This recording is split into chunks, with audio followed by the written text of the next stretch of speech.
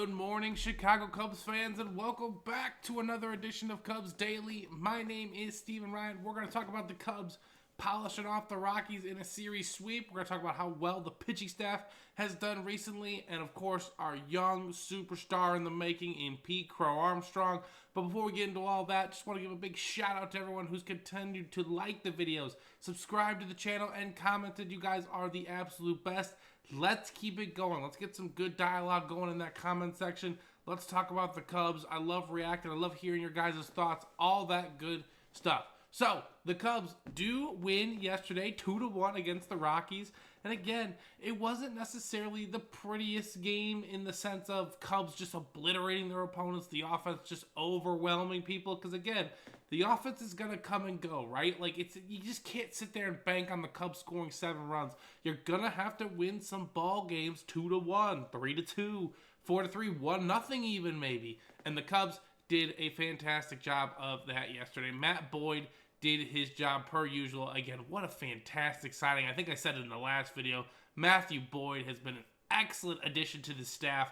And I think when the Cubs are fully healthy and Matt Boyd is our 4th or 5th starter, this team is really, really good. And they still are really, really good. But they're just battling the injury bug on the pitching front as it sits.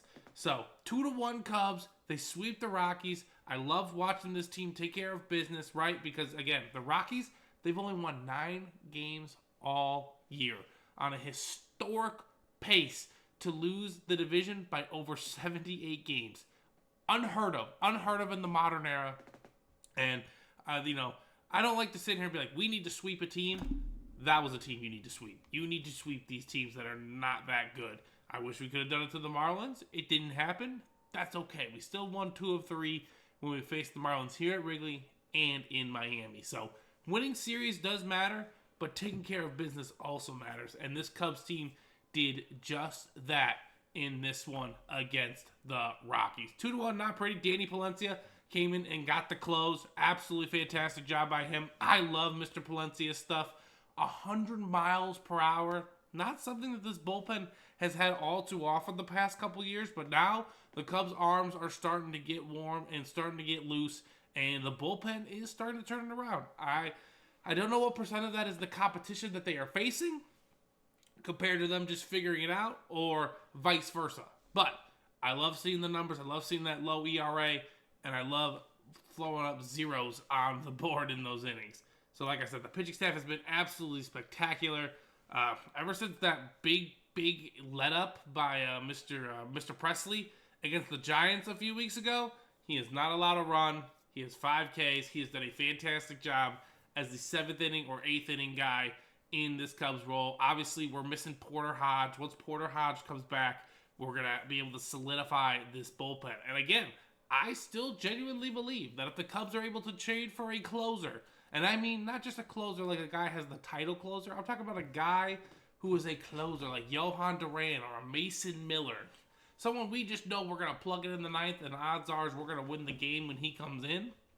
That means Palencia can move down a slot. That means Porter Hodge can move back down a slot. That could even mean Ryan Presley becomes a 6th inning guy if needed, because the way this starting pitching staff has been pitching has been absolutely incredible. So, hopefully this continues to gain the confidence, because I just want to remind everyone last year, it happened the exact same way before, right? The Cubs bullpen off to a rancid start in the early season of 2024.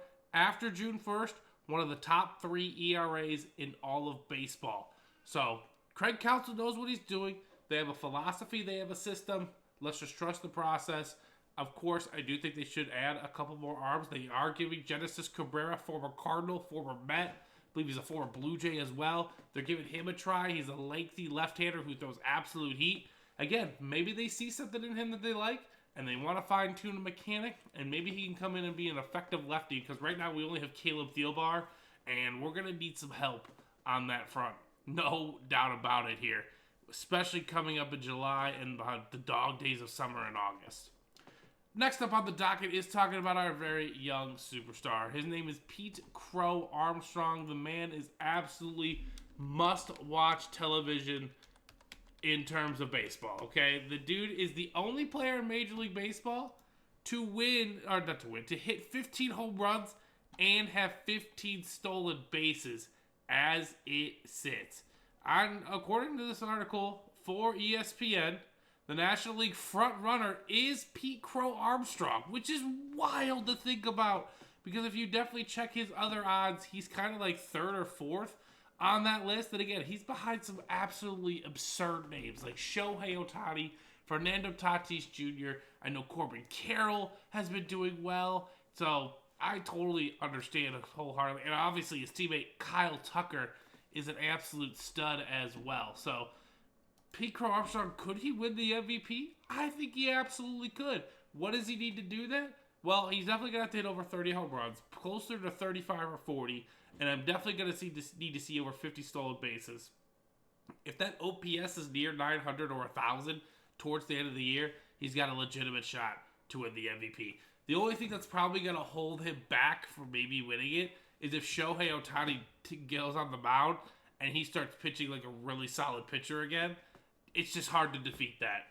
Not many people could do what Pete Crow-Armstrong could do, but only one person could do what Shohei Ohtani does, and that's Shohei Ohtani himself. That's pitching and hitting at an elite rate. Now, is he the best hitter in baseball, Shohei? Maybe not. Is he the best pitcher? No. But the fact that you can contribute on both facts to a team is wildly impressive, and why he earns over $700 million for his total contract. So, Pete Crow-Armstrong, as it sits right now, the front runner to win the NL MVP according to ESPN. But there's a lot of season to play, and if he continues to play at this level, Pete, he will be an MVP. Maybe not this year, maybe not next year, but definitely one of these years. Because the only thing we were concerned about with Pete Crow-Armstrong was the hitting. The hitting has come alive. He has found it. I'm not sure those who saw the home run last night, where he hit it from. I thought we were at Topgolf when he hit it. That thing was crushed, and it was very, very low below the zone. So, Pete Crow-Armstrong, the front runner for NL MVP. Let's hope he can continue that trend. And if he makes that MVP push, that means this Cubs team is going to have a very high seed in the playoffs. And again, you just got to get to October, right? You never know what's going to happen in October. Next up, the Cubs face the Reds tomorrow in another 3-game set, except this time it is at Wrigley. We'll be starting it at 1:20 on Friday. You guys know how it goes down at Wrigley Friday, 1:20s. It's going to be an excellent day. Hopefully beautiful weather outside. And hopefully the Cubs can do exactly what they did to the Reds this last weekend. At least take 2 or 3, but maybe in a little bit more of a pretty fashion, right? We don't need 2 ridiculous come-from-behind victories to steal a series from the Reds. But again, another excellent opportunity for the Cubs to push that division lead a little bit further back, right? Again, this is an excellent chance. The Cubs are, as it currently sits, they are 3 games up on the Cardinals, and they are 7.5 up on the Reds. A sweep here, you're not putting the Reds out of contention, but you're putting a lot of stress and strain because they're gonna have some decisions to make here in the next month and a half or so, whether they want to be buyers, whether they want to be sellers. The Reds are supposed to be the surprise team this year.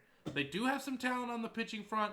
They obviously have a loaded offense, but again, baseball seasons can dictate a lot of things if you're a buyer or a seller. And this series with the Cubs, if the Cubs sweep them, in an example, that would put them 10 back. I'm not sure where they're thinking. They're going to be only 4 games below 500, but I'm not sure if they're going to want to run those assets to really make a push for a wild card, even though the Reds haven't been in a wild card game for a long, long time. So I will be back tomorrow with another one, ladies and gentlemen. We'll preview the Game 1 and more of the Red Series as well. But for now, I hope you all have a fantastic rest of your Thursday, and I will talk to you all soon.